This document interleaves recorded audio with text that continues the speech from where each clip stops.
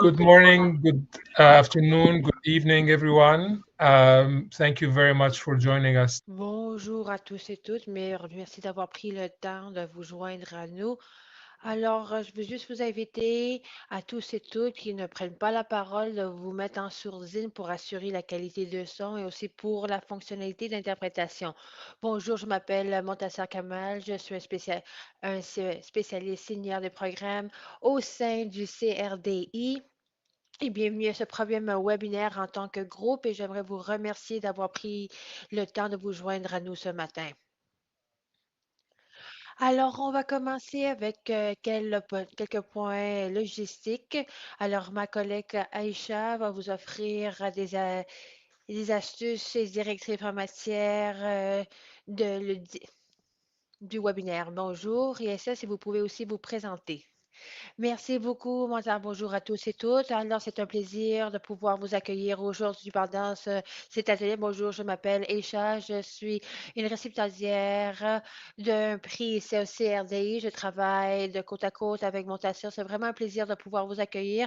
Alors, je vais repasser les renseignements généraux de comment utiliser la plateforme Kudo. En premier lieu, et j'aimerais vous indiquer que cet atelier est enregistré et l'enregistrement sera partagé avec vous et vos équipes une fois que c'est disponible.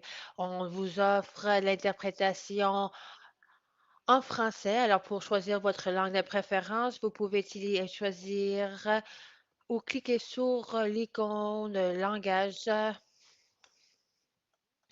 Puis sélectionner français. So just at the bottom left.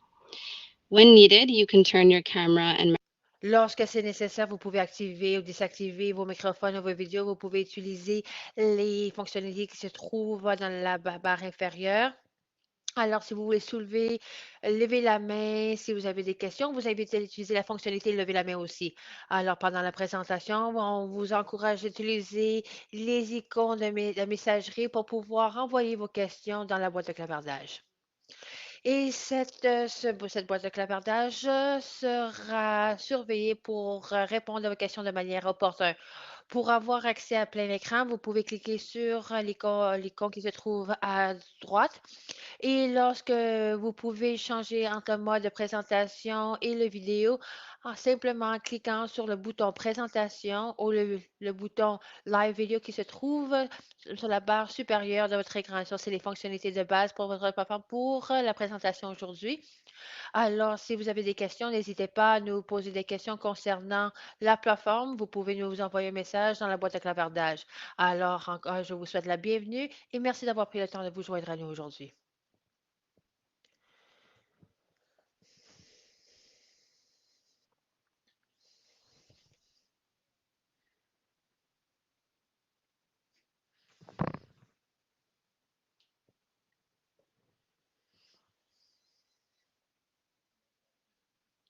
Bon, ça, vous êtes en sourdine si vous êtes en train de prendre la parole.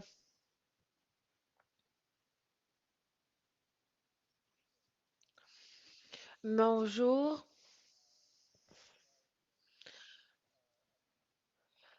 Alors, je vais partager l'ordre du jour pour la journée. Par la suite, on va continuer avec le mot d'ouverture. Alors, l'ordre du jour pour cette journée, on a entendu de la part d'Aïcha concernant les points logistiques pour cet appel ou pour ce webinaire. Alors, je vais juste partager quelques mots suite à cette diapo. Et de 9h10 à 10h, nous allons entendre de la part de nos collègues David O'Brien. Il travaille au sein de CRDI. Il va pouvoir se présenter il apparaît sur l'écran. C'est concernant la plan de gestion des données. Et cette session va comprendre une période de questions-réponses et suite à sa présentation. Et par la suite, on va entendre nos collègues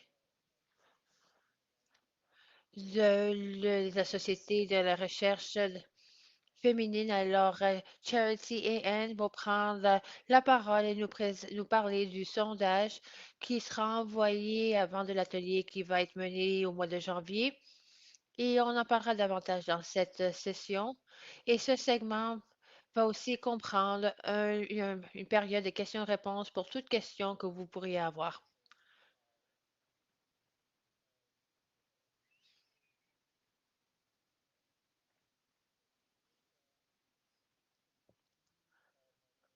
Alors, c'est vraiment un plaisir de pouvoir vous accueillir pour ce webinaire. C'est vraiment une belle opportunité pour pouvoir rencontrer plusieurs d'entre vous. Je sais que quelques-uns d'entre vous n'étaient pas capables de se joindre à nous à cause des horaires, mais cette session est enregistrée et sera partagée avec tous les projets de recherche et les équipes pour, pour que vous puissiez regarder cette session. Alors, une des exigences pour le projet de droit de la femme, c'est de préparer un plan de gestion de données. Et vous avez fait la première phase. Et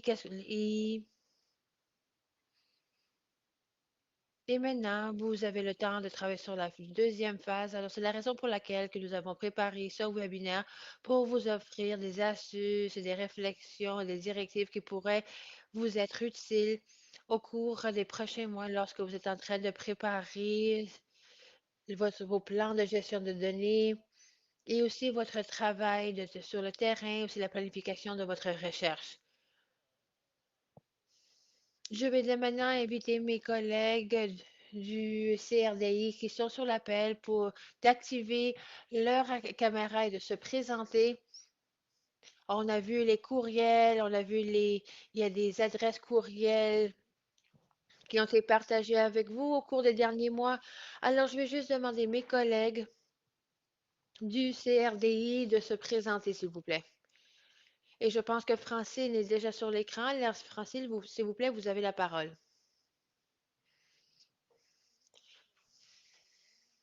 Mon nom est Francine Cézin-Caillot, je suis administratrice de programme au CRDI et il me fait plaisir d'être avec vous aujourd'hui. Bon atelier.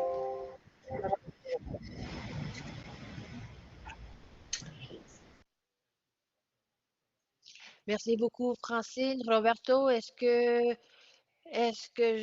êtes présent? Roberto, vous êtes là? Je ne vois pas sur l'écran. Merci beaucoup, Montassa. Bonjour à tous et tous.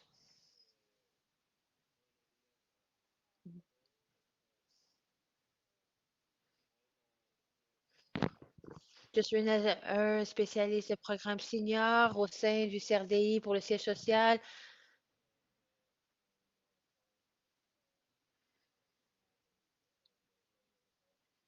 Et je travaille au sein du département de la santé mondiale. C'est un plaisir de pouvoir assister à ce webinaire concernant les projets concernant le droit de la femme. Merci beaucoup, Roberto.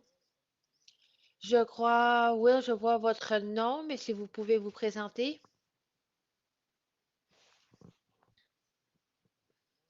Bonjour à tous et toutes. Wilfredo Géron, je suis l'agent des subventions. Merci beaucoup. Merci beaucoup, Will. Est-ce qu'il manque quelque chose du CRDI, nos collègues de CRDI, sauf David, je sais qui je vais inviter à prendre la parole par la suite. Bonsoir, bonjour, Natacha. Alors, désolée, je ne suis pas capable de voir tout le monde sur l'écran. Alors, s'il vous plaît, allez et vous présenter, s'il vous plaît. Alors, je m'appelle Natacha Lecourt. Je travaille ici au CRDI dans le bureau d'Ottawa en tant qu'agente senior de programme. Alors, c'était vraiment un plaisir de pouvoir être présente ici en mode virtuel et j'ai hâte à participer à cet atelier aujourd'hui. Merci beaucoup, Natacha. Est-ce qu'il y a quelqu'un d'autre qui n'a pas pris la parole? Alors, on va donner le coup d'envoi. David, est-ce que vous êtes prêt? J'espère. Oui, oui, vous êtes toujours prêt. Alors, maintenant, je vais désactiver mon microphone et ma caméra et de cette manière, je vais pouvoir vous permettre à vous présenter. Merci. Entre-temps, je vais ouvrir ma présentation et donner le temps à charger. Bonjour à tous et toutes. Je m'appelle David O'Brien. Je suis un membre du CRDI, pour le groupe de données ouvertes. On participe dans le développement des lignes directrices pour les chercheurs financés par le CRDI pour promouvoir le partage et la bonne gérance des données et les recherches de données. On m'a demandé de me faire une présentation et j'ai hâte à passer ces prochaines 30 minutes avec vous et répondre aux questions que vous pourrez avoir. Alors, je peux voir que vous voyez pas tout l'écran, n'est-ce pas? Vous voyez toute la présentation. Alors, peut-être vous pouvez cliquer sur mode présentation. Cela, ça va vous permettre de voir toute la diapo.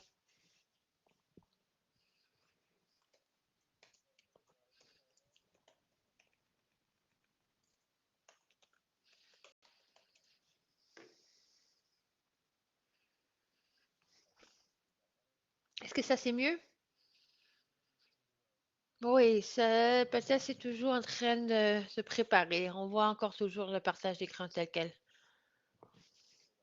Alors, sur l'écran, je suis capable de voir. Alors, peut-être ça a besoin un petit peu de temps juste à se télécharger.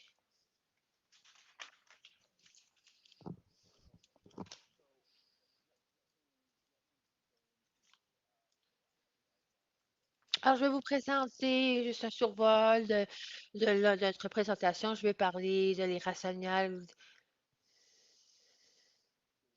pour le partage la politique de partage de données du CRDI. Je vais partager avec vous des tendances, des publications et qu'est-ce qui nous a permis, nous aider à mener ce travail et aussi de plus.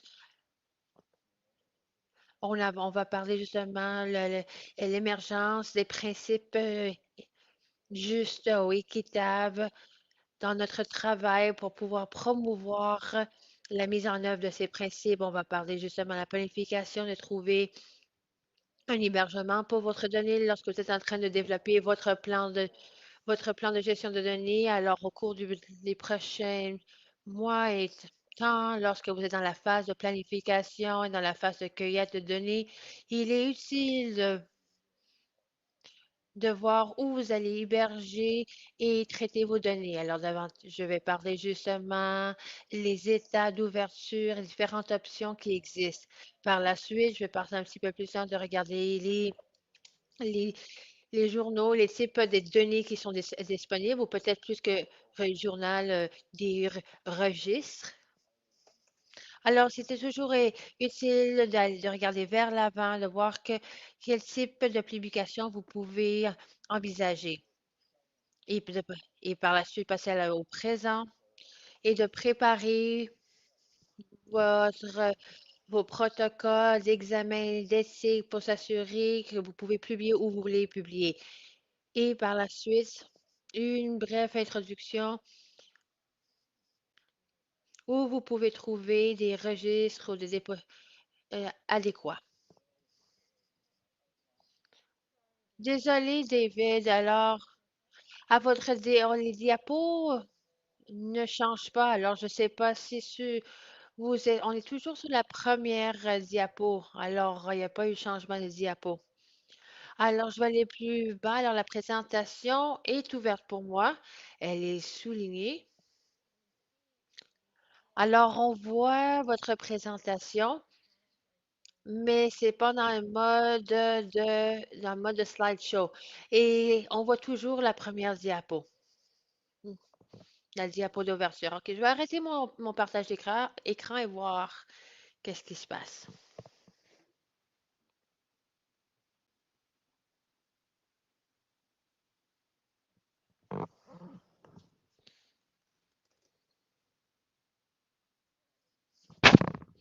Super. Alors, c'est super. Là, on est capable de voir la diapo. Alors, ça, c'est la diapo que j'ai présentée. Alors,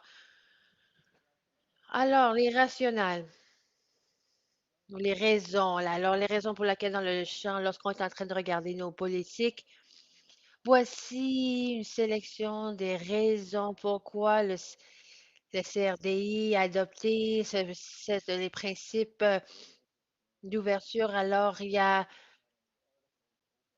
un mouvement dans le secteur de recherche d'ouvrir les données, surtout dans certains champs, surtout en matière de la santé. Il y a un intérêt dans les conclusions, la manière qui peuvent être réalisées et confirmées par autrui. Alors, il y a un intérêt justement que ces données et que les métadonnées, le code, les instruments de sondage peuvent être utilisés par autrui. Alors, sans publiant les données et sans que les renseignements nécessaires pour le comprendre, on est seulement en train de faire une contribution partielle de nos efforts. Alors, il y a un intérêt important de la manière dont que les données capables d'accélérer le progrès scientifique et peut promouvoir la collaboration. Et je crois que l'historique récent avec la COVID-19 démontre que les données ouvertes sont capables d'accélérer le progrès scientifique. Et une autre raison importante, c'est aussi que reconnaître la gestion de données compensées. Les équipes de recherche peuvent être assez larges, les gens peuvent être spécialisés dans des aires spécifiques et la publication de données permet une appréciation plus large de la contribution de tous les membres de l'équipe de recherche. Alors, on est toujours aussi très conscient la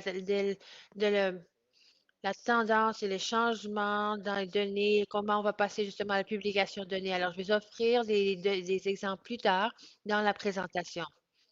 Alors, je vais juste souligner ici, à ce moment-ci, qu'il y a eu des exigences pour rendre ces données disponibles. Alors, on voit que c'est en train de paver le chemin d'ici de l'avant dans les sciences, mais aussi dans les sciences sociales. Et comme je vais vous démontrer plus tard, les exigences sont, sont très claires dans les différents euh, journaux. Alors, justement, il y a l'obligation, lorsque vous envoyez vos articles, de rendre les données disponibles.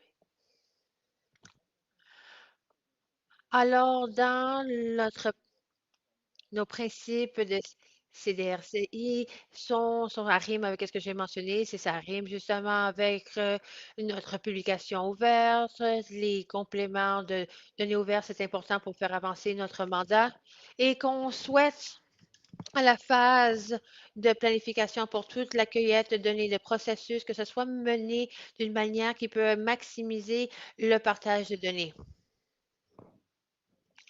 Mais il y a justement des mises en garde qu'on comprend que justement que le pouvoir de la donnée ouverte ne devrait pas placer un fardeau nécessaire sur nous ou les autres. Il y a des projets qui peut-être ne peuvent pas être adéquats ou méritent la publication des données. On prend cela en considération. Il y a différentes exemptions qu'on prend en considération lorsque les données de recherche ne devraient pas être ouvertes, mais pourraient être publiées d'une autre manière. Alors, nos attentes au sein du CRD, c'est que les données vont être accessibles, intelligibles et ouvertes dans un format non propriétaire que tout utilisateur et utilisatrice puisse découvrir, re- utiliser, télécharger, etc., à les données sans des barrières financières, juridiques ou techniques. Et ça devrait être disponible d'une manière opportune.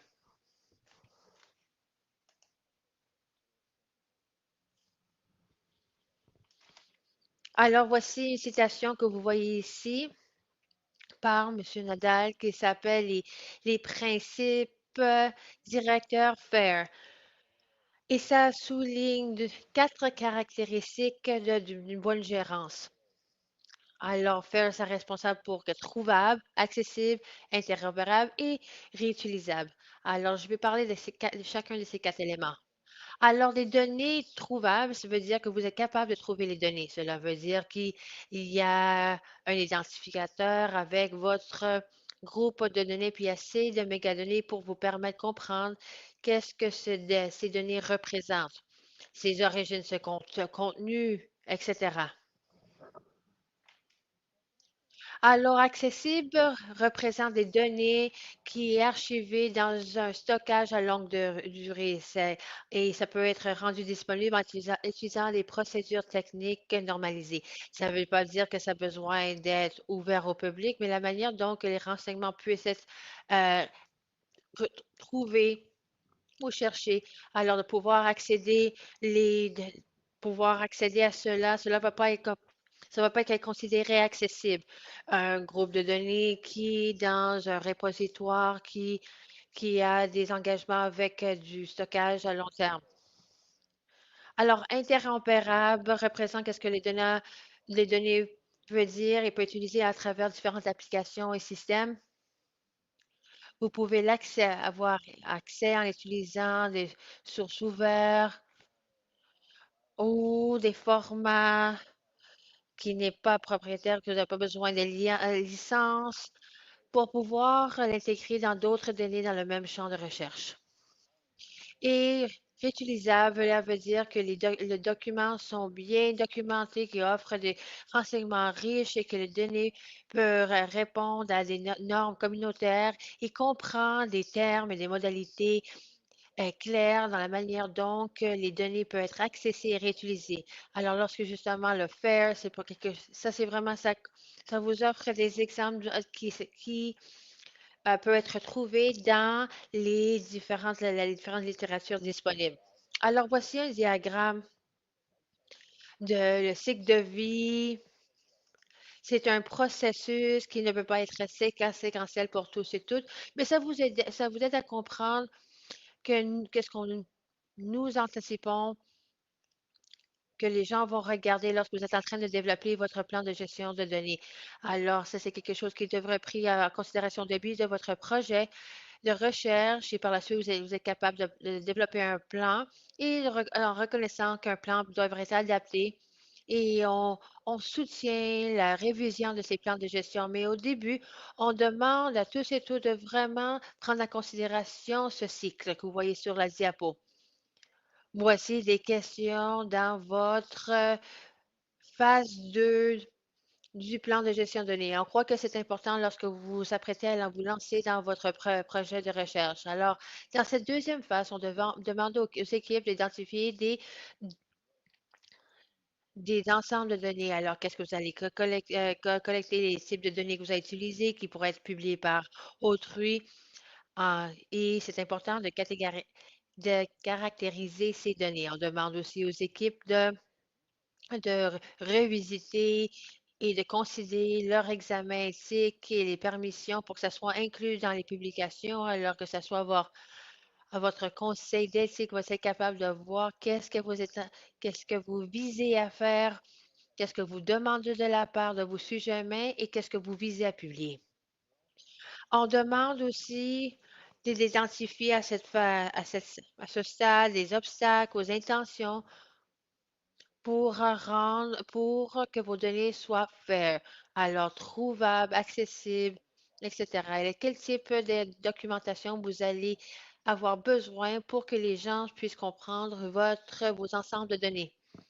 Il se peut qu'il y ait des barrières, des obstacles à la publication. Ça se peut que vous ayez travaillé dans des champs qui a des questions de propriété intellectuelle ou vous êtes en train d'utiliser des données de d'autres organisations et de sources qui pourraient restreindre votre capacité de le rendre plus public, ouvert à tous et toutes. Alors, il faut présager ces obstacles et cela est un élément important d'apprendre dans votre planification et votre projet. Alors, sur toute la partie du formulaire de consentement éclairé et des éthiques, alors voici, on avait justement tout le langage de consentement éclairé de FAIR. Alors, pour ceux qui font, ça fait déjà des années qu'ils mènent de la recherche, c'est un libellé qui va résonner avec vous. Alors, c'est du langage que vous pouvez trouver justement sur un formulaire de consentement éclairé. Vos réponses sont confidentielles, seront seulement partagées par l'équipe de recherche. Les données recueillies seront analysées et reportées dans un formulaire agrégaté sur que pour que les individus qui participent dans ces études ne seront pas identifiés. Alors, les billets dans ce formulaire ne va pas faciliter le partage de données aujourd'hui. Alors, on demande et on informe et on est en train de vous y signer lorsque vous êtes en train de développer vos protocoles pour l'examen d'éthique et différents éléments qui devront être pris en considération. Alors, en premier lieu, vous devrez signaler à votre comité d'éthique que vous avez utilisé les principes de données ouvertes et comment vous allez assurer que les données collectées sont anonymisées dans votre formulaire de consentement éclairé ou dans votre énoncé de consentement éclairé. Vous avez besoin de signaler votre intention, de publier le groupe de données, identifier les réponses qui vont être partagées et qu'est-ce qui sera exclu pour s'assurer que les individus ne sont pas identifiés et que toute donnée qui n'est pas, qui peut avoir un accès à une option de buffet,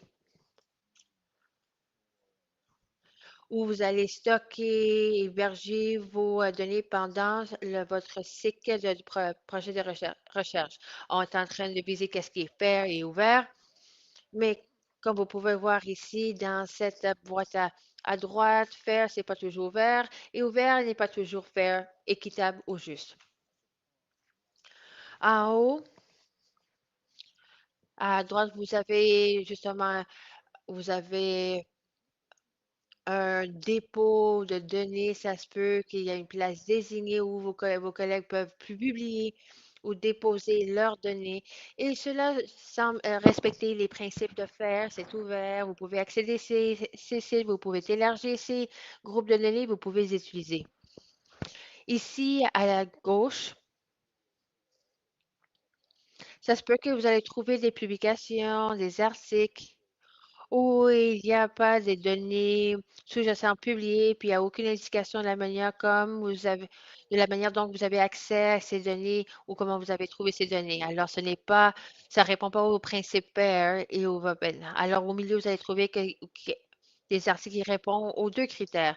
Alors, ça se peut qu'il va énoncer, qu'il dit les données sont disponibles sur demande. Alors, ce n'est pas ouvert. Vous pouvez le localiser sans une requête, ça peut être trouvable. Alors, normalement, il y a un auteur associé à cela, mais ça se peut qu'il change l'emplacement.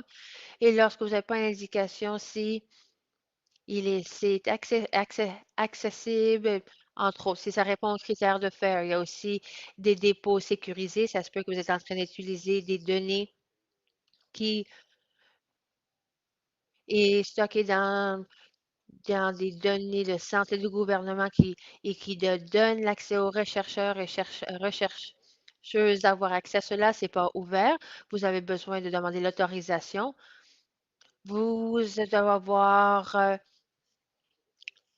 un objectif légitime pour demander l'accès, mais typiquement, ça répond aux critères FAIR. Ça permet justement, ça semble de soutenir opérabilité des données, il vous permet d'utiliser les données pour des fins de recherche. Alors, c'est une manière de pouvoir identifier si vos données ou si votre recherche répond au principe de FAIR. Alors, voici à titre d'exemple, il y en a deux ici sur l'écran. Alors, vous avez un dépôt de données à l'Université de Cape Town. Alors, ils ont un portail ouvert de données. Vous pouvez scanner tout leur groupe de données. Puis, il y a aussi un centre de données sécurisé que vous pouvez visiter physiquement lorsque vous visitez les sites. Et il y en a d'autres qui vous permettent de le faire virtuellement. Alors, voici à titre d'exemple un qui est restreint.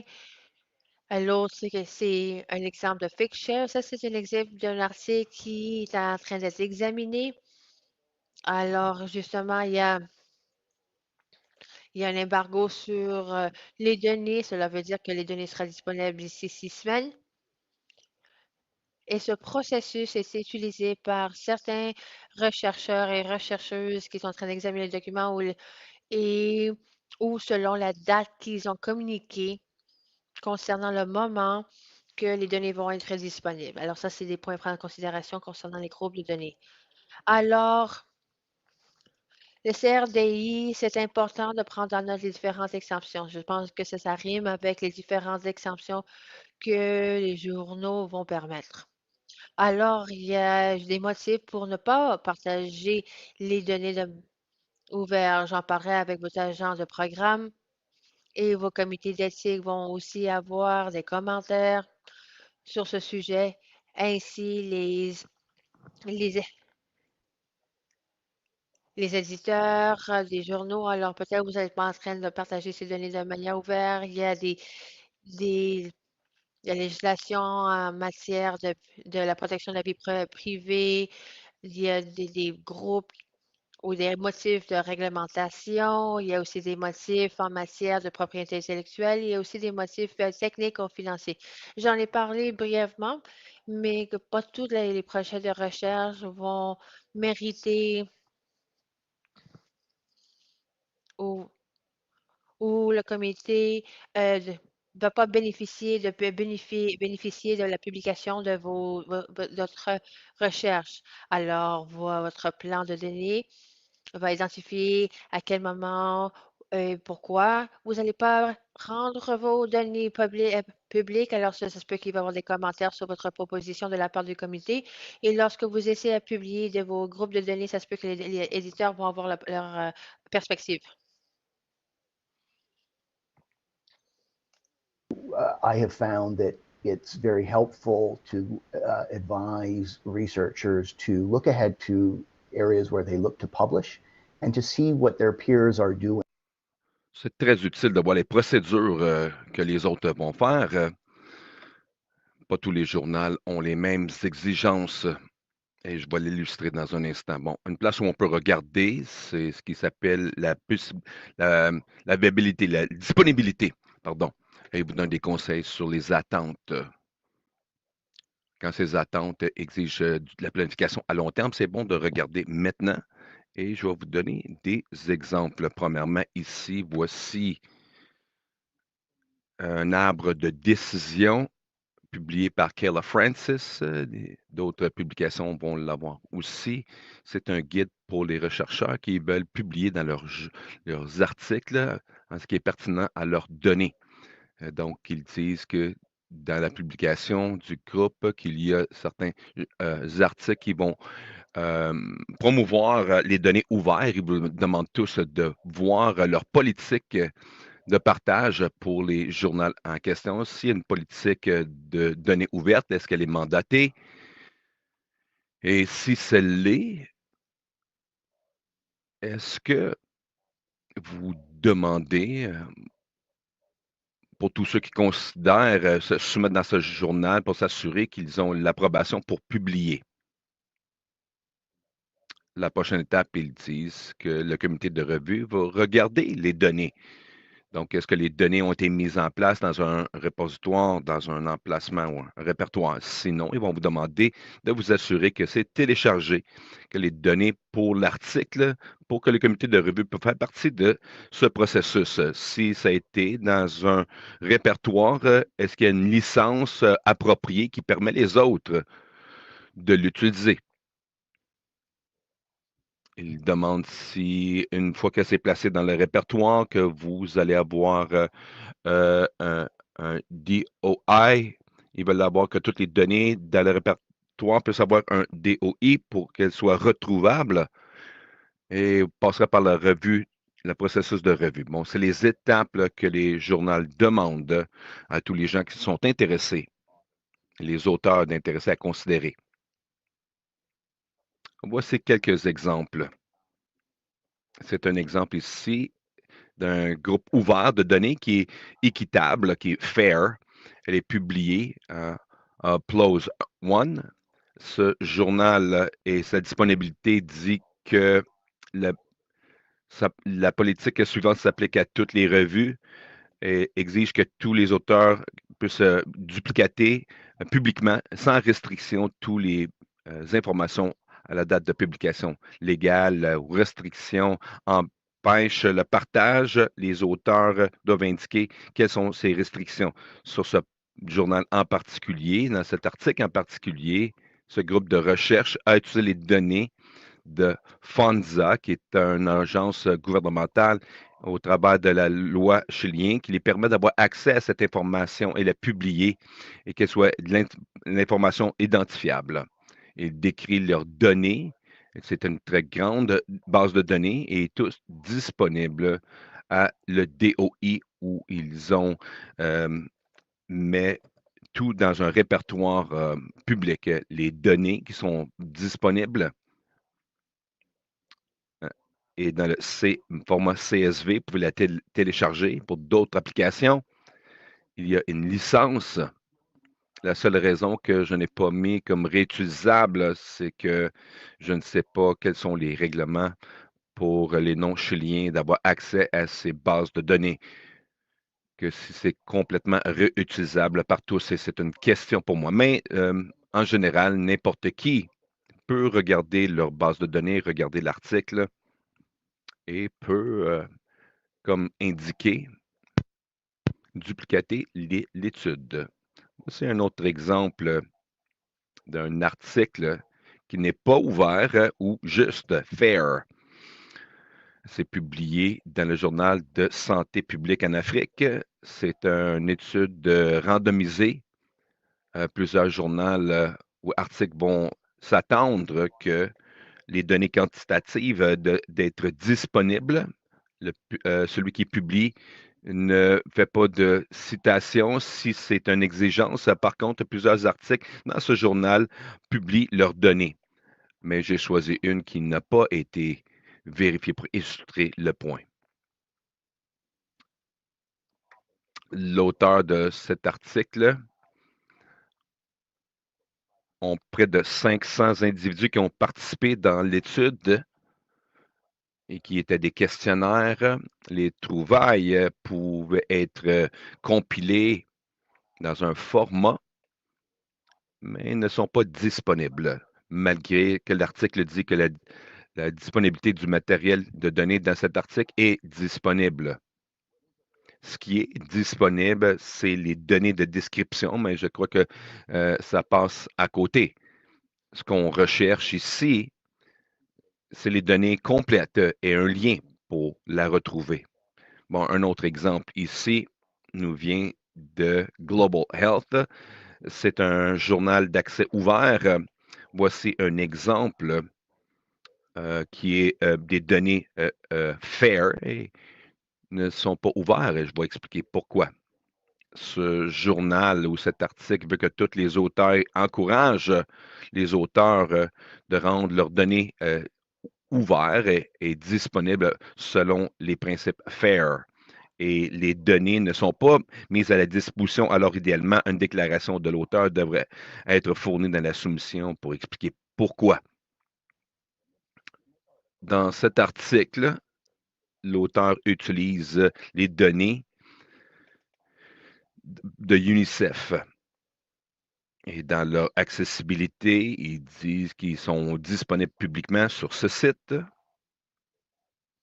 Ils ont d'autres informations additionnelles localisées avec les DOI qui est placé sur un répertoire. Donc, les auteurs sont allés jusqu'au point de dire où est la donnée et comment vous pouvez interpréter leurs données. La raison que j'ai mis des questions ici en entour, que ce ne soit pas complètement ouvert, c'est dans un archive restreint. UNICEF pourrait utiliser des instructions sur comment vous pouvez avoir accès à ces données. Vous devez appliquer. Donc, on peut la retrouver, mais il n'y a pas de DOI. UNICEF continue de rendre ces données disponibles au comité de recherche, mais nous ne savons pas s'il y a un engagement à long terme. C'est accessible, mais les variables que cette équipe a utilisées pour entreprendre leur analyse n'est pas clairement identifiable dans leur documentation. C'est interopérable et c'est réutilisable. Les données sont utilisables pour des recherches. Et voici 3 exemples d'articles où vous pouvez être intéressé à soumettre des informations. C'est important de regarder les citations. Laissez-moi conclure ici avec un point de vue ici sur les répertoires. Il y a des engins de recherche qui sont disponibles. Je vais utiliser quelques exemples ici pour vous montrer. Google aussi une recherche de données. Si vous regardez pour savoir où vos homologues publient, vous pouvez mettre des mots-clés dans la recherche sur Google et que vous allez trouver des données pertinentes ou possiblement que vous voulez penser à publier vos données ou d'autres homologues publient leurs données. Et qui d'autre on peut demander? L'université bibliothécaire peut vous donner des conseils. Et sinon, consultez votre officier CRDI pour être guidé dans ces engins de recherche. Et si la recherche de données ne trouve pas d'autres liens reliés. Voici une prise d'écran de R3 Data. Vous pouvez faire une recherche par un répertoire par pays. Ça va vous donner une liste de ce qui est disponible dans votre pays. Pas tous les données sont capturées par le répertoire R3 Data, mais ça vous donne une idée, une recherche par sujet. Vous pouvez rentrer plus en détail sur ces divers sujets pour localiser quelque chose qui est pertinent, le répertoire des données. Une fois que vous recherchez un répertoire, des choses à rechercher, est-ce que c'est général, tous les données générales ou spécifiques à votre matière? En général, c'est publier les données côte à côte avec d'autres œuvres de recherche. Si ce n'est pas une option, il y a de très bonnes bases de données qui sont disponibles. D'autres considérations lorsque vous identifiez un répertoire que vous voulez regarder, votre plan de données, les coûts, si oui ou non l'équipe va bénéficier d'un support technique. Des fois, les répertoires vont offrir ce service, que ce soit oui ou non. Si c'est un répertoire de confiance, plusieurs des grands répertoires le sont. Il y a des lieux de recherche, des répertoires qui ont un statut de confiance, mais plusieurs instituts ont leur propre répertoire. L'exemple ici de Harvard, Dataverse, est un répertoire que n'importe quelle université ou organisation peut créer leurs propres données et possiblement pas des liens de confiance. Mais si l'institut donne un emplacement de dépôt, ça peut être de confiance. Mais s'il y a une prise en charge de la réalisation des versions des embargos, des DOI, du contrôle de ce qui est ouvert. Bon, j'inclus ici, merci pour votre intérêt. Et Francine et Charles vont modérer des points de discussion, des questions que vous pourriez avoir. Merci.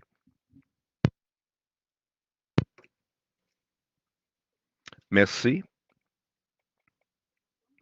Donc, nous allons inviter les participants maintenant de poser des questions. Et vous pouvez le faire en levant la main et nous allons vous donner du temps pour répondre à la question ou taper la question dans la messagerie. Nous avons déjà une question de Evelyn. Je ne sais pas si Evelyn, tu voudrais poser la question. Est-ce que vous êtes en ligne? Autrement, je peux lire la question pour David. Je vais vous donner quelques secondes.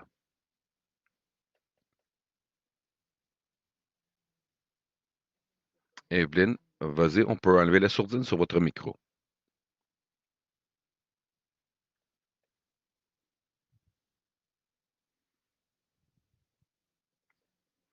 Est-ce que tu enlèves la sourdine sur ton micro?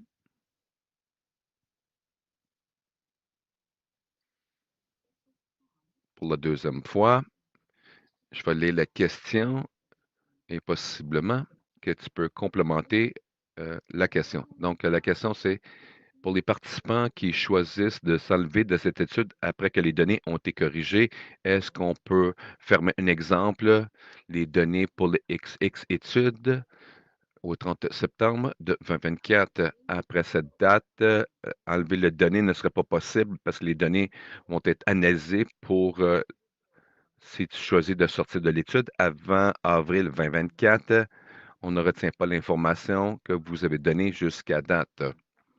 Vous pouvez vous retirer. Dabi, je ne sais pas si tu voudrais rajouter une question. Prenons quelques questions. Je vérifie ici. Qui a levé la main? Donc, Lilia, vous pouvez poser votre question. Oui, merci beaucoup pour ce point de vue de présentation. Je me demande simplement si, dans l'esprit d'égalité pour l'ouverture, je me demande si, en rapport à où les répertoires devraient être, donc nous préférons de connaître à l'avance. Y a-t-il une préférence où il devrait être storé en dépôt ou collecté ou d'une plateforme canadienne pour être ouvert et accessible? Y a-t-il une troisième? Et je vous répondre. Simon, qu'est-ce que c'est ça? Oui, posez la question. Merci beaucoup. J'ai parlé.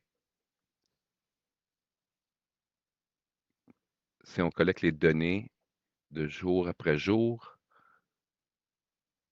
est-ce qu'on retourne directement au CRDI ou on doit compléter la collection et ensuite partager? Et deuxièmement, tu as parlé de les exemptions, encore les données incluant dans le contenu qu'on doit décrire à IRP. J'ai manqué quelque chose, possiblement que mon réseau ne fonctionnait pas très bien, mais on parle, est-ce qu'on doit expliquer ou c'est RDI à l'avance ou ces données seraient partagées à telle et telle date?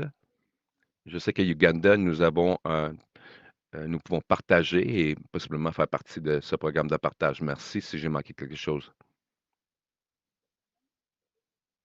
David, est-ce que tu veux aller avec ces trois questions? Donc, je crois, Evelyne, sur ta question sur qu'est-ce qui se passe pour les participants qui se retirent d'une étude. Si, dans votre consentement consenti, un sujet est d'accord au terme qu'il vous fournit leurs données et les rendant disponibles, la collection de ces données à ce moment-là serait éligible. Si vous faites un suivi, une étude de suivi, et que le suivi au même individu dit « je ne suis plus confortable avec ces données qui sont rendues publiées, utilisées pour des fins de recherche », donc cette personne devrait être retirée. Par contre, à un moment donné, vous avez collecté les données, ils sont d'accord et qu'ils reviennent à un certain point pour dire ils ne sont pas confortables avec les termes. Donc, je crois que ce serait un terrain légitime pour enlever les données de la base de données. C'est important d'expliquer à tous les participants ce que ça veut dire. Lorsque j'ai mis sur la diapo avant et après, et typiquement, il y a une citation qui explique que toute donnée serait détruite. Mais je présume à ce moment-là que beaucoup d'équipes de recherche pourraient identifier les données de toute façon lorsqu'ils entreprennent l'analyse.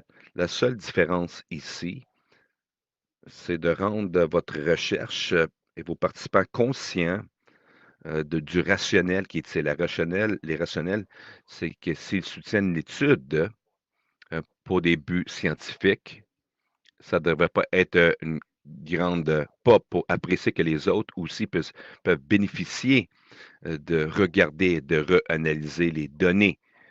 Si vous donnez des assurances à comment leurs informations personnelles seront protégées, donc je crois que vous serez dans une position de répondre à toutes les préoccupations.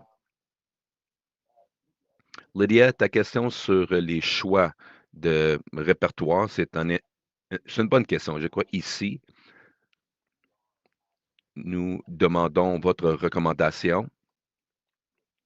Si vous pouvez localiser un répertoire de données dans votre pays qui fait la promotion de storage à long terme et d'accès à long terme. Alors, sentez-vous libre de recommander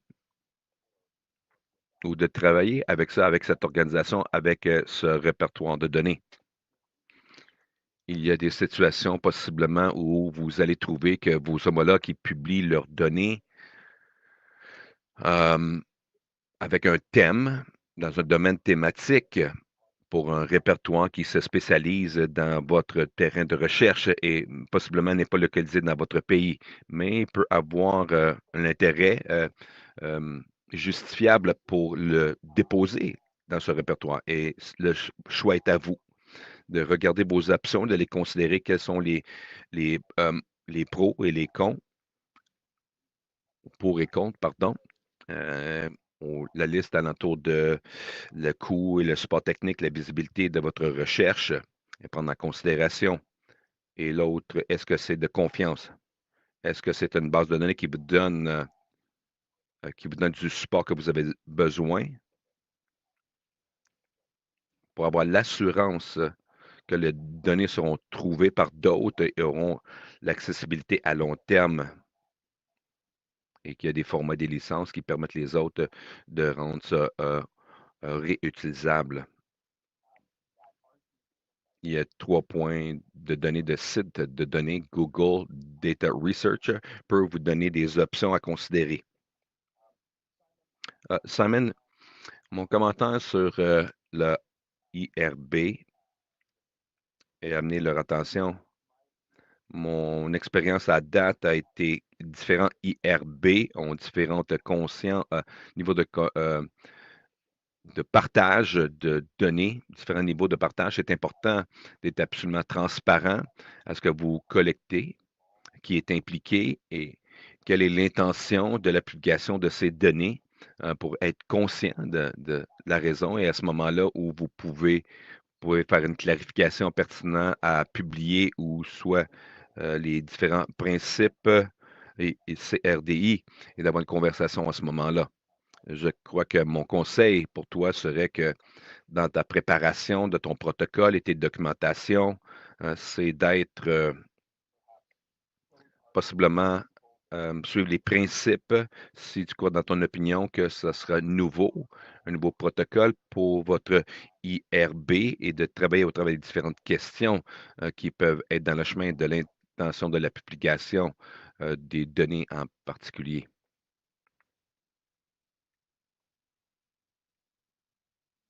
Merci, David. On se déplace maintenant à la prochaine question. Tu peux poser la question. Oui, bonjour, j'ai une question. Merci pour votre présentation. Donc, dans notre pays, nous nous concentrons sur les immigrantes, les femmes qui vont être sans documents et les réfugiés et ceux qui recherchent la protection et qui sont considérés sans documents parce qu'on n'a pas un système en place qui reconnaît les réfugiés et on anticipe des grands défis si nous allons devoir leur dire que les données seront disponibles publiquement, ça va être difficile de recruter des participants. Je me demandais si tu pouvais répondre à cela aussi. Donc, OK, vous travaillez avec une population vulnérable qui peut se retrouver dans une situation où ils ils font face à des problématiques légales. Donc, est-ce que ça ferait une différence, croyez-vous, s'ils savaient que la promesse étant qu'ils ne seraient pas identifiés dans votre étude de aucune façon? Est-ce que vous croyez vraiment que l'obstacle majeur à la participation serait que, je ne crois pas, non, dans l'historique passé, mais à cause de l'approche, tu ne crois pas que ce sera un obstacle ou tu ne crois pas que les gens vont participer?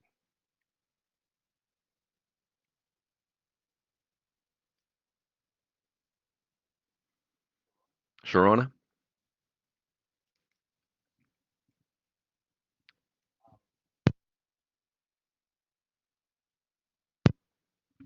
Je n'ai pas vu le dernier point de Sharona. Mais dans des situations où vous avez des individus comme celle-ci, je consulterai le IRB et je consulterai d'autres études pour voir quelle était leur expérience. Évidemment, on veut qu'ils prennent prendre la recherche, d'avoir un plus grand accès à la population concernée. Si la publication des données est un obstacle, c'est certainement quelque chose à considérer. L'obligation de protéger l'identité de tous les sujets est encore là, malgré que vous publiez ou non. Et l'obligation d'assurer vos sujets, de comment que les données seront sécurisées et comment elles seront identifiées. Localisation, individu qui peut être révélé, c'est une étape importante, mais je ne sais pas si la publication de l'information identifiable en soi peut être un obstacle. Ça peut être, on peut passer au travers, mais c'est du cas par cas.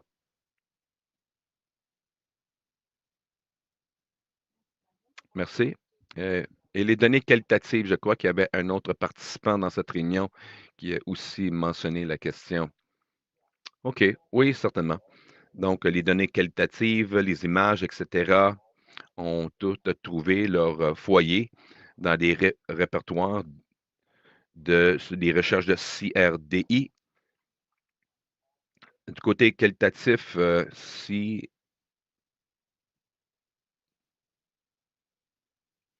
c'est des données d'entrevue, des fois, les entrevues sont des représentants publics. Ils n'ont pas à être identifiés. Ils parlent possiblement d'un programme qu'ils offrent, une situation, et ils n'ont pas besoin d'être identifiés. Dans plusieurs cas, les recherches qualitatives dans des entrevues ou des structures d'entrevues semblables, vous voudriez fournir l'information identifiée, les transcriptions peuvent être disponibles dans les répertoires. Certaines informations qui sont identifiées peuvent être rédigées. Donc, il y a des exemples que vous allez trouver qui sont publiés, qui donnent des lignes maîtresses, mais une citation, un répertoire font de la place pour des images, des audios, vidéos, qualitatives, quantitatives, et donc c'est du cas par cas. Merci, David. Nous avons 2 minutes avant la fin de cette session et je crois que nous avons une autre question. Est-ce qu'on peut vous demander maintenant de rentrer et d'être rapide, s'il vous plaît? Oui, rapidement, je crois que je vais souligner le fait que probablement les mots de comment que les données vont être disponibles publiquement pourraient faire une différence si les gens sont en train de répondre à la question ou non. Si vous croyez que les données seraient disponibles publiquement, si ce n'est même pas un groupe vulnérable, il y aurait des gens de pas confortables non plus. Même si on le dit, on va anonymiser l'information, mais si on la structure d'une différente façon, ça peut aider. Et je ne suis pas sûr comment la restructurer, mais je crois que la structure pourra certainement faire une différence. Un très bon point, oui. Il y a des exemples dans les données stage 2 qui vous donnent des références. Possiblement, les différents répertoires vous donnent des lignes maîtresses aux chercheurs sur le langage exemplaire. Vos institutions peuvent avoir des langages exemplaires aussi, mais la structure serait importante.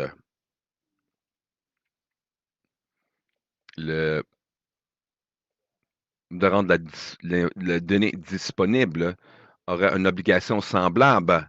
Les identités des personnages seraient anonymisées, mais l'étape que vous faites, c'est que les données seraient disponibles pour les autres à l'extérieur de cette équipe. Mais la confiance qu'il ne peut pas être identifié et les étapes que l'équipe de recherche a besoin de faire pour assurer que ça n'arrive pas est l'étape additionnelle. So thank you all. J'aimerais vous remercier. J'avais une question. Moses, est-ce que la question concernant les budgets? Alors, je vous invite à vous mettre en contact avec votre agent de programme. Alors, ils vont pouvoir voir comment vous pouvez adresser cet enjeu. J'ai une dernière réflexion que j'aimerais partager avec vous concernant les données. Alors, de mon expérience, lorsque les gens pensent que les données pourraient être rendues publiques,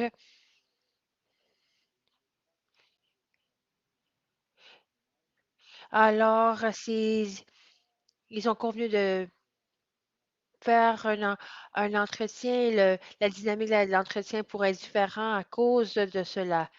Alors, le niveau de confort peut être différent. Si c'est identifié, puis c'est tout est capturé dans la transcription, si quelqu'un aimerait les trouver, etc. Alors, ça, c'est un élément à prendre en considération. Francis, si vous me permettez, alors l'étude est complément qualitatif. Si elle est complément qualitatif, peut-être vous pouvez justement défendre la raison pour laquelle vous voulez ou ne pas publier les transcriptions ou des sections annotées de ces transcriptions qui défendent l'argument de votre publication. Ça ne fait pas besoin tout l'entretien. J'ai vu des études qui ont fait face à cet enjeu et cette problématique. Ils ont commencé de regrouper les réponses. Alors, vous ne savez pas qui est le sujet, mais ça défend les arguments qu'ils sont en train de défendre. Alors, lorsque vous avez donné quantitatif, vous êtes en train de diviser le qualitatif pour pouvoir soutenir ou interpréter les conclusions.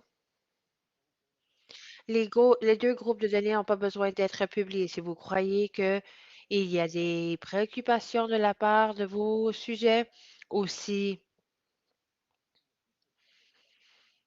qu'est-ce que vous pourrez publier ne reflète pas nécessairement l'esprit ou l'intention de votre travail. Alors encore, ça, c'est une situation auquel on demande le comité de chercheurs et chercheuses de revenir qu'est-ce qui est faisable, raisonnable et qu'est-ce que vous croyez que vos pairs et homologues qui ne participent pas à vos programmes pourraient tirer profit de votre publication. Merci beaucoup, Francine, et à tous et toutes pour votre attention. Merci beaucoup, David. Merci d'avoir pris le temps de prendre le temps ce matin et de nous présenter cela. J'aimerais remercier à tous et toutes. Je sais qu'on a toujours des questions dans la boîte de clavardage. J'encourage à tous et toutes de vous mettre en contact avec vos agents de programme et ils vont être capables de répondre à vos questions. Et s'il vous plaît, prenez note de ça. Encore souligner le fait qu'on va partager la présentation de David et l'enregistrement. Et je crois que les questions qui ont été posées dans le boîte de clavardage vont être répondues être trouvées à travers la présentation. Alors, on va voir une autre session qui va avoir l'heure. Je vais demander à Anna et Nan si vous êtes prêtes, vous pouvez prendre la parole. Francine, alors Anne et Charity commencent à se présenter. Est-ce que vous m'entendez? Alors, je voulais remercier David profondément et remercier Aïcha d'avoir préparé ce premier segment de webinaire, mais aussi je voulais un petit rappel tel que mentionné plus tôt pour les femmes s'élèvent, il y a 3 ateliers qui vont être offerts. Il y a 3 rencontres qui ont été planifiées pour la cohorte de projet Les femmes s'élèvent. Il y a un atelier d'exception, puis un problème de mi-chemin et un dernier atelier auquel nous allons aborder différents sujets et différentes thématiques collectivement. Alors, vous savez de d'autres communications que nous avons envoyées. Nous avons on a la partie de recherche qui est menée par RHEP. Alors, ils sont en train de soutenir les différentes initiatives, la traduction de connaissances, la croissance de compétences, etc. Alors, il va y avoir aussi un atelier concernant la rédaction de votre proposition qui va avoir lieu entre la phase 1 et la phase 2. Alors, maintenant, on rentre à la rencontre de conception qui va avoir lieu au mois de janvier, qui va être la semaine du 23 janvier, c'est l'heure du 24 au 26 janvier, à Nairobi, Kenya, dans un modèle hybride. Là, ce que ça va être un format hybride, on va vous envoyer des informations supplémentaires, mais entre-temps, nous avons un processus en place pour aider le HRO concernant l'engagement du projet Les femmes s'élèvent et aussi pour aider pour la planification de la rencontre Inception. Alors, ça vous aider justement à comprendre qu'est-ce qui s'en vient dans le prochain segment. Alors, merci à Anna et Charité pour votre planification et vos efforts et d'organiser ce segment. Merci beaucoup. Merci beaucoup, Montassa. Et chers collègues, bienvenue sur le HPO de Les femmes s'élèvent. Le Centre de recherche de la population africaine du super beau pays de Kenya. C'est un plaisir de pouvoir vous rencontrer virtuellement, même si vous continuez à vous préparer pour la rencontre d'exception qui va avoir lieu au janvier. Alors, l'évaluation des besoins que je vais vous présenter touche sur la manière dont on est capable d'interagir entre nous pendant ce projet. Et avant de rentrer dans les détails de quelle est l'évaluation des besoins ou le sondage, pardon, en matière d'évaluation des besoins, j'aimerais simplement vous rappeler qui va former qui fait partie du HPO. Et alors, l'HRPO comprend le Centre de recherche en matière de démographie africaine. Alors, on va être le chef de file dans ce projet et avec un soutien de la part de nos partenaires de l'Université de Kenya et aussi le, le réseau de communication des femmes qui est connu comme Femnet. Alors, les individus avec qui vous allez interagir représentent HPOR. Nous avons Patterson, Emma Kinsa, Lenny Kamau et moi-même, Charity Wariu Magani et des autres universités. Nous avons Nancy Buka et Heather Willa. Et ils représentent Femnet. Nous avons Melania Chipota. Alors, lorsque vous allez mener ce sondage, on veut rendre cette expérience H-là, le HRPO, le plus significatif que possible. On aimerait ça vous connaître votre équipe de recherche, comme ça on va être capable de pouvoir interagir avec vous de manière plus significative.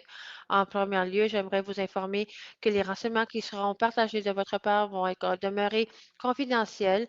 Alors, plus spécifiquement, les renseignements qui vont être détenus par l'organisation chef en fait qui est le HPRC. Alors, les questions qu'on va demander dans les questions vont nous aider à former l'engagement qui a lieu entre la HPCR et les équipes de recherche. Alors, ce n'est pas seulement pour pouvoir produire du contenu qui va être partagé avec vous pendant la rencontre d'inception, mais qu'est-ce qu'on vise à faire, c'est de pouvoir comprendre les besoins que chaque membre de l'équipe a. Comme ça, on va pouvoir accroître vos capacités d'une perspective individuelle et non en tant qu'équipe, mais plus axé sur l'individuel. Vraiment désolé, on n'est pas capable de voir les diapos.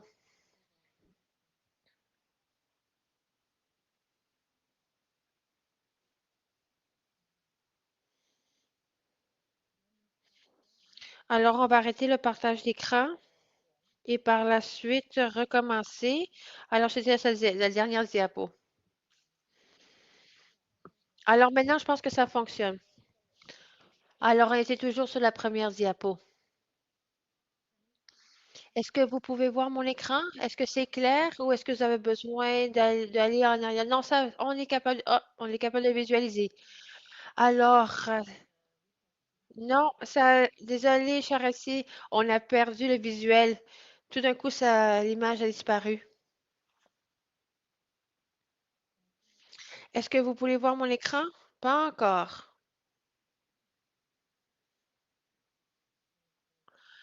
On va faire un autre partage.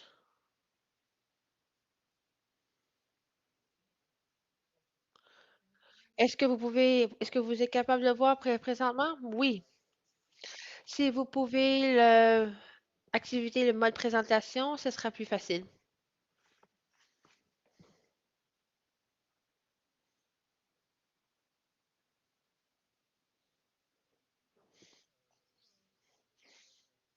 Oui, ça va.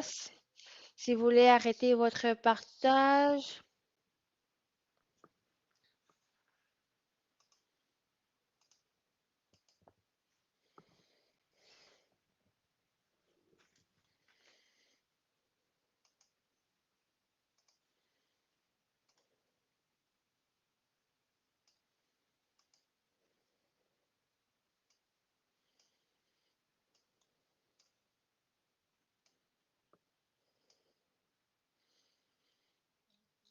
Est-ce que pouvez visualiser mon écran? Oui, mais c'est pas en mode présentation.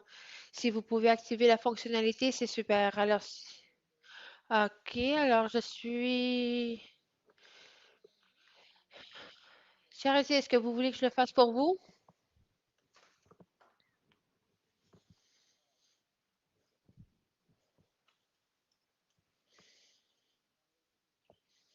OK, je vais arrêter mon partage.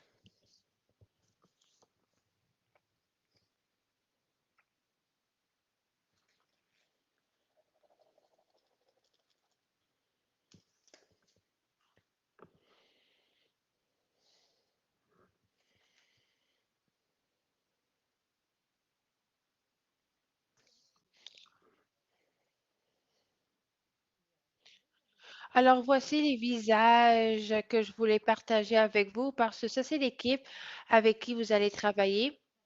Nous avons Passion Sima qui représente la PHRC et Kisha, Lénite et moi-même et Charity Wari qui représente l'Université Kenya. Nous avons Nancy Buka et Husba Owila et qui représente Femnet. Nous avons Melania Chiponda.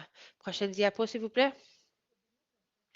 Alors, le sondage d'évaluation des besoins tel que mentionné plus tôt, les renseignements que vous allez nous fournir vont demeurer confidentiels.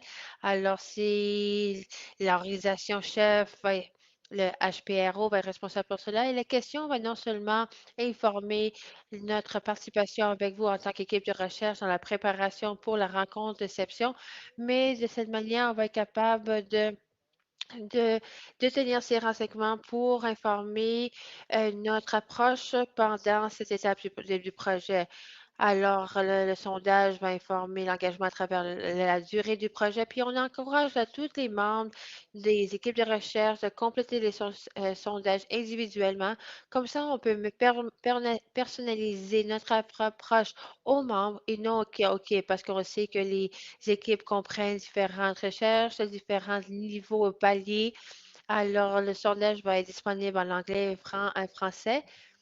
Alors, nous espérons que ces sondages vont pouvoir être faits par tous les membres ici en ligne. Alors maintenant, je vais céder la parole à Anne pour voir justement comment vous pouvez accéder au sondage et qu'est-ce que vous devrez chercher lorsque vous accédez au sondage. Merci beaucoup, Charity. Merci pour cette belle présentation. Nous avons énuméré certains des membres ciblés du, du projet. On sait que nous avons des co-chercheurs principaux, des chercheurs principaux, mais on vise vraiment tous les chercheurs et chercheuses. On demande que tous les membres du projet, par exemple, et les experts en communication, les organisations de politique, les gérants de finances et les directeurs affiliés à la subvention Les femmes s'élèvent devraient répondre à ce sondage. Ils devaient leur donner cette opportunité à ces individus à compléter le sondage pour nous avoir une compréhension plus accrue de l'équipe. Ça, c'est des renseignements qui vont nous aider à informer notre approche pour les prochains 3 ans.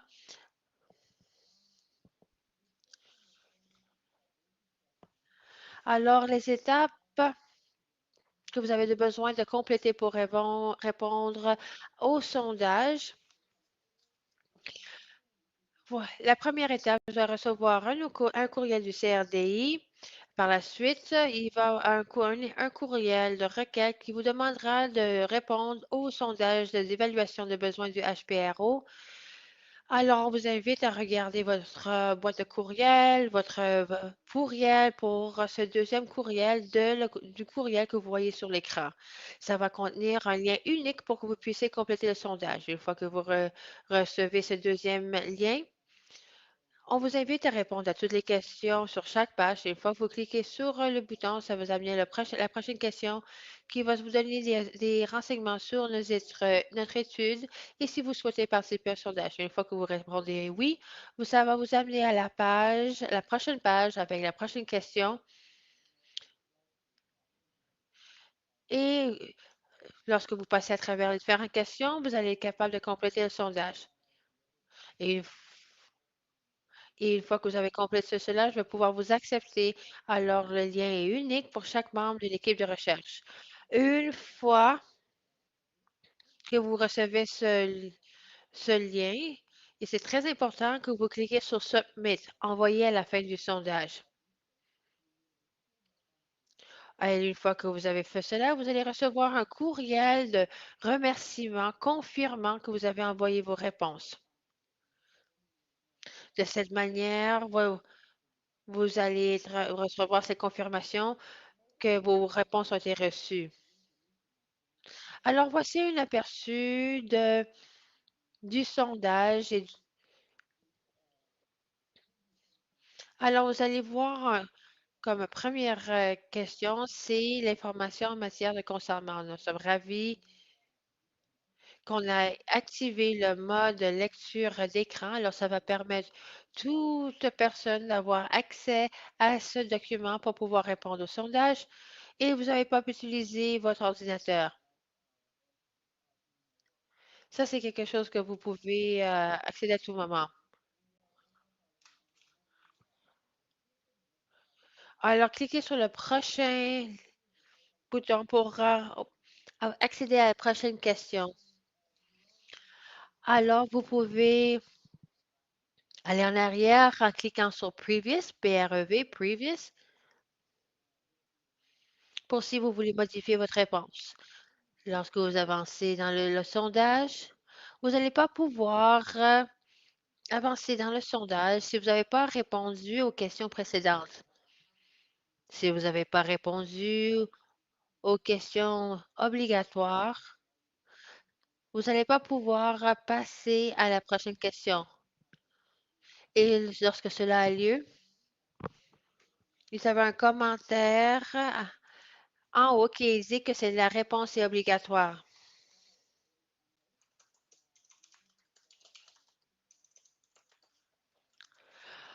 On va vous demander de répondre sur les questions.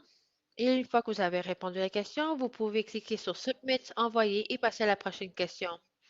Il faut se rappeler qu'à la fin du sondage, vous allez l'envoyer et on va voir les réponses. Alors, une fois qu'on reçoit vos réponses, vous allez recevoir un message de remerciement tel que vous voyez sur l'écran. Alors, c'est une confirmation que vous avez complété le sondage.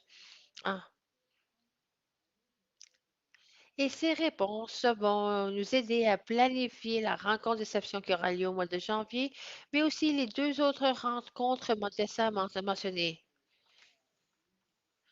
Il est important de se rappeler que l'évaluation de besoin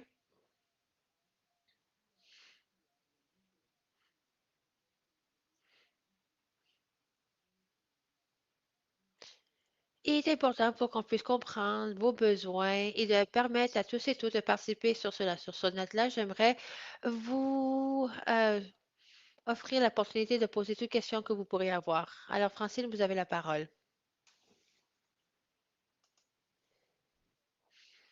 Merci beaucoup, Anne et Charity.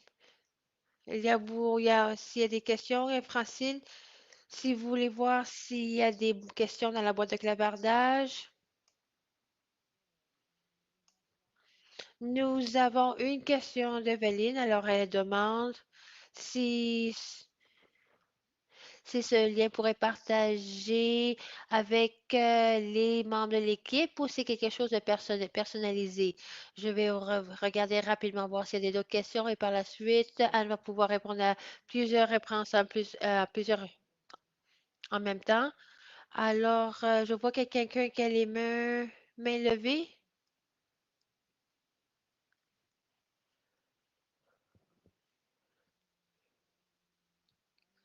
Simon demande si elle a un délai pour répondre au sondage. Alors, Anne, si vous voulez commencer avec des réponses, poser des questions.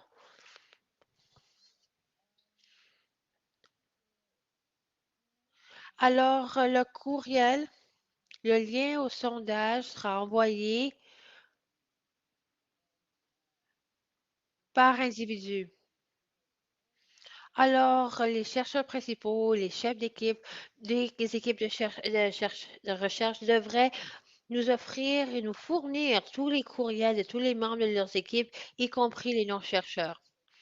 Alors, de cette manière, vous n'allez pas pouvoir le partager avec d'autres membres de vos équipes parce que c'est quelque chose de personnalisé. On a fait cela parce que si on envoie un courriel avec le lien,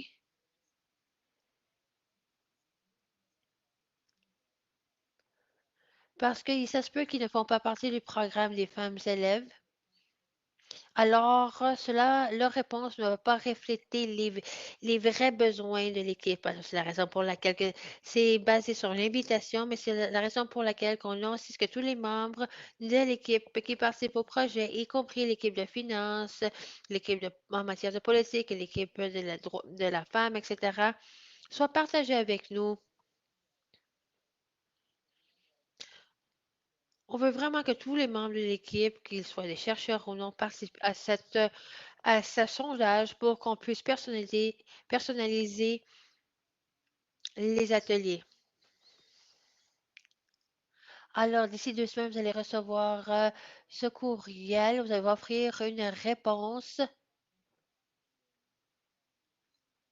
pour qu'on puisse préparer encore au moins d'ateliers. Alors, une fois que vous recevez le courriel d'invitation, vous allez avoir 2 semaines pour pouvoir répondre à la question. On va aussi envoyer un courriel de rappel.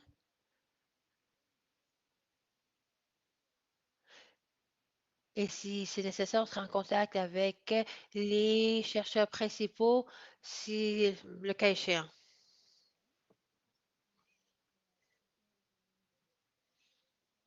Alors, il y a une question concernant l'atelier.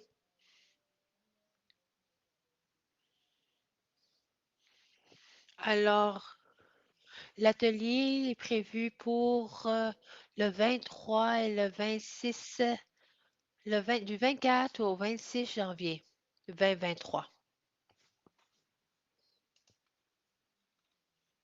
Je vais voir s'il y a d'autres questions dans la boîte de clavardage. Et je pense qu'il y a une main levée, Francine. Yeah, you mentioned. Tu as mentionné qu'on pourrait demander de l'assistance dans certains cas, la collection de données est habituellement recrutée à court terme, dans une très courte période de temps, et travaille pour une période de temps.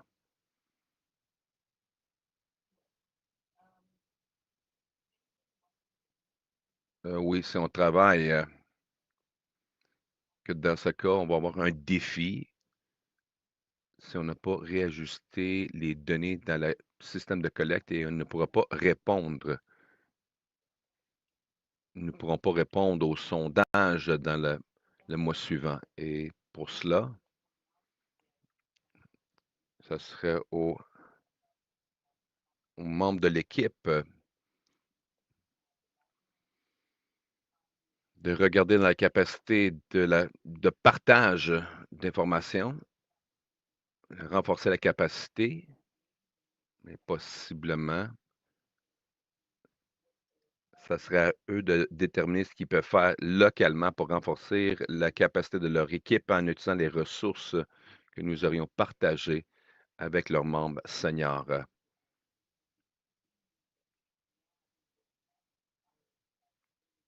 Et si vous faites un webinaire, ils devraient pouvoir s'inscrire après que la recherche elle a commencé et qui ont l'intérêt pour avancer, devenir des pays dans le futur.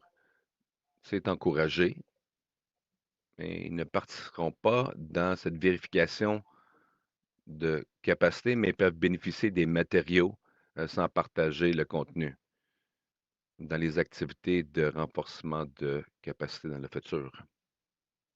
Merci.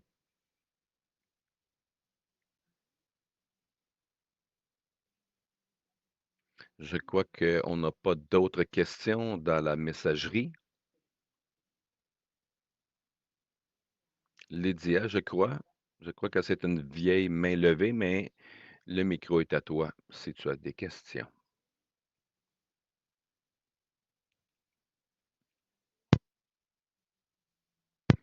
Andrea, tu peux arriver sur la liste.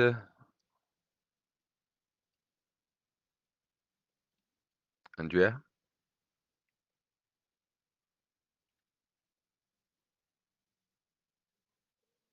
On a 3 minutes avant de terminer l'atelier. Possiblement que tu peux nous donner des remarques de fermeture. Oui, Francine, merci. Anne et Charity. Et si tu peux possiblement arrêter le partage de ta diapo. Merci. Merci beaucoup. Merci à vous tous d'avoir été présents au webinaire aujourd'hui. Nous savons que c'est beaucoup d'informations, mais nous sommes ici disponibles pour vous si vous avez des questions de suivi et nous allons envoyer bientôt les diapos du webinaire d'aujourd'hui et les enregistrements et aussi le message avec le sondage, les liens qui seront aussi en anglais et en français, les deux. Donc, nous essayons de finaliser pour les envoyer dans les prochains jours. Et tel que mentionné, nous allons donner 2 semaines pour la compilation du sondage. Si vous avez des questions à tout moment, s'il vous plaît, n'hésitez pas de nous appeler avec vos questions. Aussi, je vais prendre cette opportunité de remercier les autres donateurs, les partenaires qui contribuent ou qui ont contribué pour rendre le tout possible, pour avoir cette cohorte de projets intégrés, l'Institut de recherche de santé, un de nos collègues de là qui est ici, si vous voudriez dire bonjour. Je ne sais pas si vous êtes encore là ou non. Et aussi les conseils de recherche des sciences humaines. Et donc, on a un bel partenariat entre nous et eux et aider à financer, soutenir ces projets. Merci beaucoup pour votre attention et on va envoyer les enregistrements de ce webinaire à tout le monde pour que vous puissiez partager avec les autres membres de votre équipe qui n'ont pas pu se joindre à nous aujourd'hui. Et on a hâte d'avoir la plupart d'entre nous, de vous et à la réunion d'inception en personne ou virtuellement. Merci beaucoup. Et merci pour l'équipe et le soutien technique et merci pour les interprètes. Ça a été très utile. Merci pour votre soutien. Passez une bonne journée, tout le monde.